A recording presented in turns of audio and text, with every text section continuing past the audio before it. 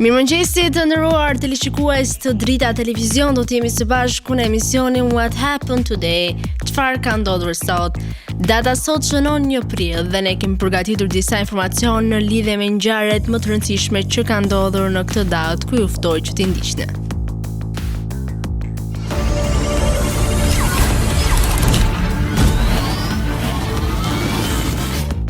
Një prill, ngjarje 1945, masakra e Tivaret, e cila është një masakër që u bë të rekrutuarve shqiptar nga Kosova në përfundimin e luftës së dytë botërore në Tivar të Malit të Zi. Numri të vrarëve në këtë masakër, sipas burimeve, është nga 1700 deri në 4300. 1979, Irani shpallet të Republikë Islame. 2001, në Beograd u burgos ish kryetari i Serbisë Slobodan Milošević. 2003, formimi i firmës Square Enix, nga shkrirja e Square Soft dhe Enix. Lindje 1815, lindi Bismarcku, politikan gjerman. 1957, lindi Besnik Bardi, mjek. Vdekje 1922, vdiq Karl I Parë, perandori i Austrisë. 1952, vdiq Ferenc Moller, shkrimtar hungarez. Festa dhe përvjetore 1 prill, dita e gënjeshtrave. 1 prill është konsideruar si dita e rengjeve, e cila festohet në mbar botën.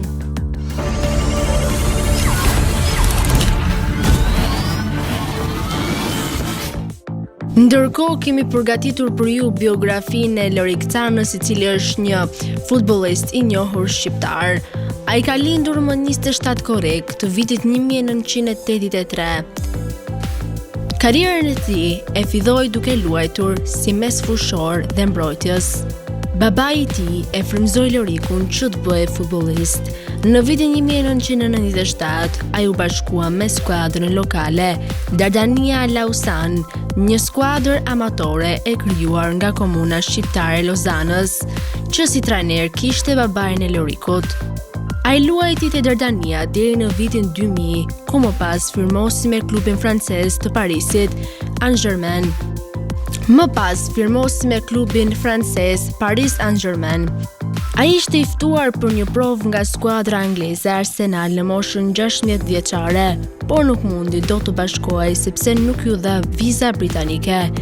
Gjatë sezonit të vitit 2003 deri 2004, ai luajti 34 ndeshje dhe shënoi 1 gol me skuadrën e tij, që fitoi Coupe de France dhe përfundoi dytë në ligën e parë, duke bërë një nga sezonat më të mira të karrierës së tij në Paris Saint-Germain. Sezonin tjetër, Cana luajti 32 ndeshje dhe shënoi 1 gol. Në debutimin e tij për Parisin, ai u shpall lojtari i ndeshjes. Ndërkohë, në fillim të sezonit 2005-2006, Paris Saint-Germain ndryshoi trajnerin dhe kjo gjë nuk ishte në avantazh të Canës. Ky e bëri që të transferohej në jug të Francës për të bashkuar me klubin më të suksesshëm në historinë franceze, Marseille. Që kur u bashkua me këtë skuadër, ai forcoi vendin e tij në formacionin e parë, duke shënuar dhe golin e fitores në ndeshjen e parë midis Marseille dhe ish klubit të tij Paris Saint-Germain. Ai gjithashtu bë kapiten tek skuadra e Newcastle United gjatë verës së vitit 2007. Cana u largua nga ky klub për të transferuar te klubi i Premier Ligës Sunderland në gusht të 2009-s. Duke luajtur për Marseille, Cana kishte realizuar ëndrrën e tij të fëmijërisë. Më 24 korrik të 2009-s, Cana u bashkua me Sunderland duke firmosur një kontratë 4 vjeçare me një pagë prej 5 milion pound. Ai e mori shumë shpejt shëritjen e kapitenit. Në fund të sezonit 2009-2010, ai ishte një nga lojtarët kyç për Sunderlandin.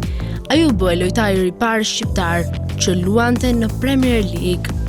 Më 8 korrik të 2010-s, Can u bashkua me klubin turk Galatasaray për një shumë prej 4 milion lira.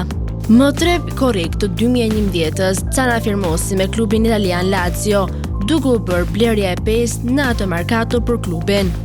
Në sezonin 2013 deri 2014 në Serie A, Cana shënoi golin e parë më 24 nëntor të 2013-s, një gol që shpëtoi Lazion nga humbja kundër Sampdorias jashtë fushe.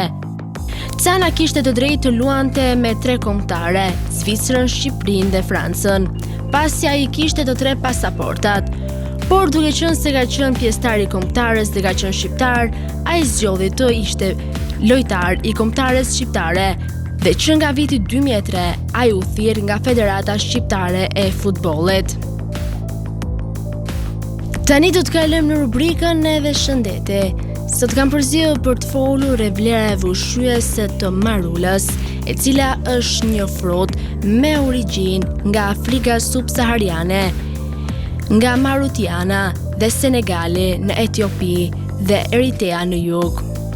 Është gjithashtu i pranishëm në Madagaskar dhe është prezantuar në Marius dhe Reunionin. Sasia e vitaminës C e gjetur në një frut të vetëm, marula, është 8 herë më e madhe se sasia e gjetur në një portokall, duke bërë atë një burim të shkëlqyer të vitaminës. Fruti marula është gjithashtu i pasur me acide oleike dhe antioksidantë të tjerë, të cilat luajnë një rol të rëndësishëm në parandalimin e sëmundjeve si kanceri dhe sëmundjeve të zemrës. Disa nga përfitimet kryesore të fruteve marula janë: mbështet lëkurën e shëndetshme. Fruti marula ka aftësinë të mbështesë lëkurën e shëndetshme pasi siguron vitaminë C, gjithashtu përmban një sasi të lartë antioksidantësh, të cilët njihen për përfitimin e tyre të lëkurës, promovon shëndetin e kockave. Kalciumi, kaliumi dhe magnesi janë substanca që ndoshta do të nxisin shëndetin e kockave. Të gjithë këto substanca dhe metale i gjenin në frutat e marulës, duke bërë ato një burim të shkëlqyer vitaminash dhe mineralesh, pasi shërojnë disa sëmundje të ndryshme në lidhje me kockat si osteoporoza. Forcon muskujt. Fruti marula ndihmon në forcimin e muskujve. Rrit imunitetin. Antioksidantët në frutat e marulës besohet se rrisin imunitetin. Kur imuniteti është i fortë, mund të çojë në përmirësimin e shëndetit të përgjithshëm sepse trupi lufton disa baktere ose sëmundje të dëmshme. Kështu, ky frut rekomandohet për ata që duan të bëjnë aktivitete të ndryshme. Mbështet rritjen e flokëve. Fruti marula ndihmon për të mbështetur lëkurën tonë të shëndetshme. Ai gjithashtu mbështet rritjen e flokëve tonë, mbron flokët nga rënja e flokëve.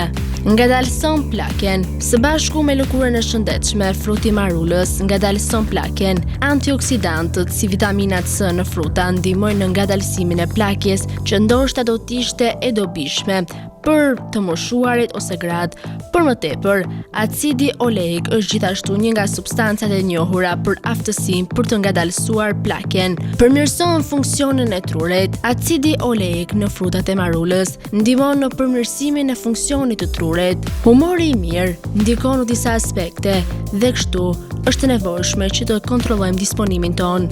Sipas disa studimeve, thuhet se fruti i marulës ndikon në dhënien e një humori të mirë, redukton rrezikun e kancerit. Kanceri mund të prekë të gjithë dhe disa fruta si marula mund të zvogëlojnë rrezikun e kancerit për shkak të nivelit të lartë të antioksidantëve.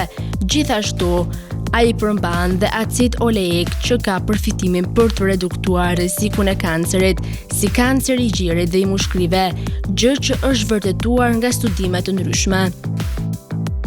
Tani u ftoj të ndiqni parashikimin e motit në territorin shqiptar. Territori shqiptar për datën 2 prill 2026 do të karakterizohet nga kushte atmosferike të paqëndrueshme me rreshje shiu në të gjithë vendin, ndërsa në zonat malore priten rreshje dëbore të dobta. Paraditja dhe pasditja do të jenë me rreshje shiu pothuajse në të gjithë territorin, her pas here me intensitet mesatar. Temperatura minimale pritet të zbresë deri në 3 gradë Celsius, ndërsa ajo maksimale do të arrijë deri në 16 gradë Celsius. Gjatë ditës priten rreth 2 deri në 4 orë me diell. Era do të fryjë mesatare nga drejtimi jugperëndimor me shpejtësi 3 deri në 6 metra për sekond. Deti do të ketë dallgëzim mesatar rreth 2 deri në 3 ballë. Indeksi ultraviolet për Tiranën pritet jetë i ulët rreth 2. Sipas të dhënave astronomike, lindja e diellit në Tiranë do të jetë rreth orës 6:15 minuta, ndërsa perëndimi rreth orës 19:13 minuta. Temperaturat minimale dhe maksimale për disa qytete kryesore të Shqipërisë do të jenë si më poshtë: Shkodër 10 deri në 14 gradë Celsius, Kukës 6 deri në 9 gradë Celsius, Peshkopi 5 deri në 9 gradë Celsius, Tiranë 11 deri në 15 gradë Celsius, Durrës 11 deri në 14 gradë Celsius, Kavaj 10 deri në 13 gradë Celsius, Elbasan 10 deri në 14 gradë Celsius, Berat 9 deri në 16 gradë Celsius, Korç 3 deri në 8 gradë Celsius, Vlorë 10 deri në 16 gradë Celsius, Gjirokastër 8 deri në 13 gradë Celsius, Sarandë 9 deri në 16 gradë Celsius. Tani ju ftoj të ndiqni parashikimin e motit në territorin e Kosovës. Territori i Kosovës për datën 2 prill 2026 do të karakterizohet nga mot i paqëndrueshëm me rreshje shiu në të gjithë territorin.